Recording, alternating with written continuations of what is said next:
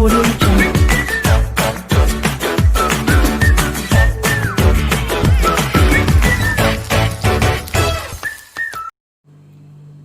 Hi friends, welcome to our channel நம்ம சமையலறை. இன்றைக்கி நம்ம ரொம்ப டேஸ்டியான கொத்து பரோட்டா எப்படி வீட்டிலையே ஈஸியாக பண்ணுறதுன்னு பார்க்க போகிறோம். வீடியோக்குள்ளே போகிறதுக்கு முன்னாடி இதுவரை நம்ம சேனலை சப்ஸ்கிரைப் பண்ணாதவங்கெல்லாம் மறக்காமல் சப்ஸ்கிரைப் பண்ணிவிடுங்க. அப்படியே பக்கத்தில் இருக்க பெல் பட்டனையும் ப்ரெஸ் பண்ணிவிடுங்க. அப்போ தான் நான் போடுற புது வீடியோட நோட்டிஃபிகேஷன்லாம் உங்களுக்கு வரும். வாங்க வீடியோக்குள்ளே போகலாம். கொத்து பரோட்டா செய்கிறதுக்கு நான் 3 பரோட்டா எடுத்திருக்கேன். இது கடையில் வாங்கினது தான், வீட்டில் செஞ்சதில்லை.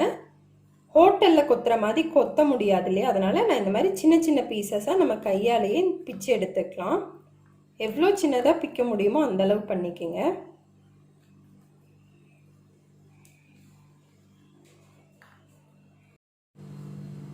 மூணு பரோட்டாவையும் இந்த மாதிரி பிச்சு எடுத்தாச்சு. இப்போ செய்ய ஆரம்பிச்சிடலாம். ஸ்டவ்வில் பேன் வச்சுட்டு 2 டேபிள் ஸ்பூன் எண்ணெய் விட்டுடலாம்.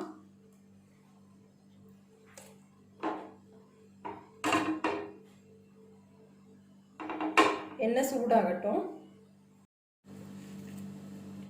எண்ணெய் சூடாயிடுச்சு. இதில் ஒரு பெரிய வெங்காயம் நீள நீளமாக கட் பண்ணி வச்சிருக்கேன், அதை சேர்த்திக்கலாம்.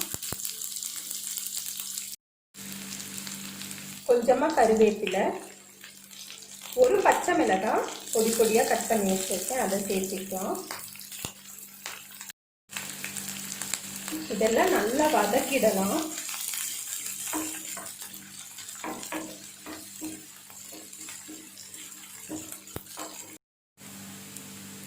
வெங்காயம் பாதி வதங்கிடுச்சு. இது கூட 1/2 டேபிள் ஸ்பூன் இஞ்சி பூண்டு விழுது சேர்த்திக்கலாம். இஞ்சி பூண்டோட பச்சை வாசனை நல்லா போகணும், அது வரை நல்லா வதக்கிக்கலாம். வெங்காயமும் இஞ்சி பூண்டும் நல்லா வதங்கிடுச்சு. இது கூட ஒரு பெரிய தக்காளியை கட் பண்ணி வச்சிருக்கேன், அதுக்கு சேர்த்திக்கலாம். இதில் 1/2 டீஸ்பூன் மல்லித்தூள், காரத்துக்கு தேவையான அளவு மிளகாய்த்தூள் நான் 1/2 table spoon சேர்த்துறேன். 1/2 table spoon garam masala, 1/4 teaspoon மஞ்சத்தூள். இதையெல்லாம் சேர்த்து நல்லா வதக்கிடலாம். தக்காளி நல்லா வதங்கணும்.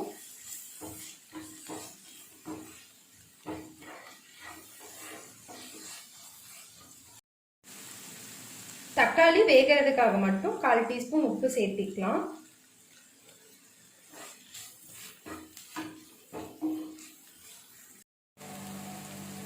தக்காளியும் மசாலும் நல்லா வதங்கிடுச்சு. இது கூட 3 முட்டை உடைச்சு வச்சிருக்கேன், அதை சேர்த்திக்கலாம். பரோட்டால ஏற்கனவே உப்பு இருக்கும், அதனால இதுக்கு தேவையான அளவு உப்பு சேர்த்திக்கலாம். இதை நல்லா கலந்துடலாம். முட்டை நல்லா வேகட்டும்.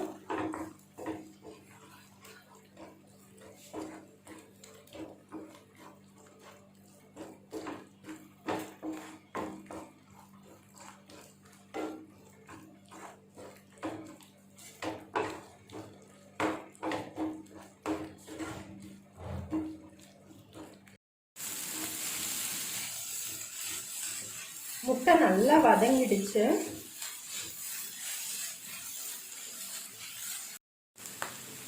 இது கூட நம்ம பரோட்டாவை சேர்த்திக்கலாம்.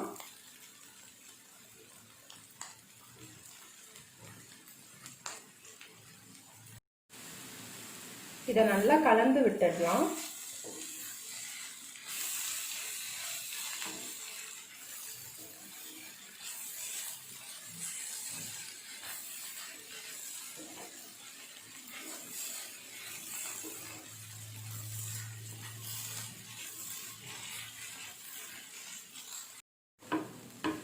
இதை நல்லா கலந்தாச்சு.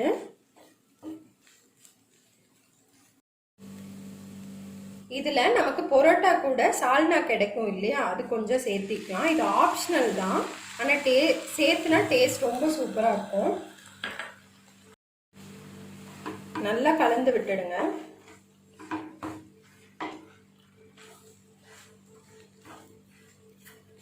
சால்னா சேர்த்துனதுனால பரோட்டா இன்னும் நல்லா சாஃப்டா இருக்கும்.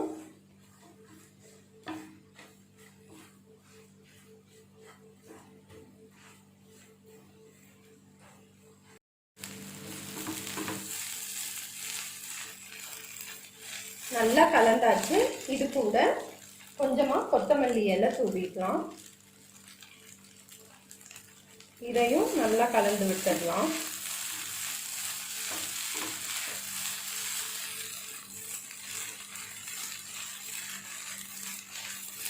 அவ்வளோதான். இப்போ ஸ்டவ் ஆஃப் பண்ணிடுங்க.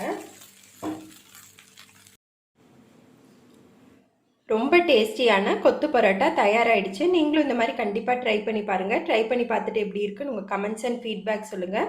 பிடிச்சிருந்தா லைக் பண்ணுங்கள், உங்கள் ஃப்ரெண்ட்ஸ்க்கெல்லாம் ஷேர் பண்ணுங்கள். மறக்காமல் நம்ம சேனலை சப்ஸ்கிரைப் பண்ணுங்கள். தேங்க்யூ.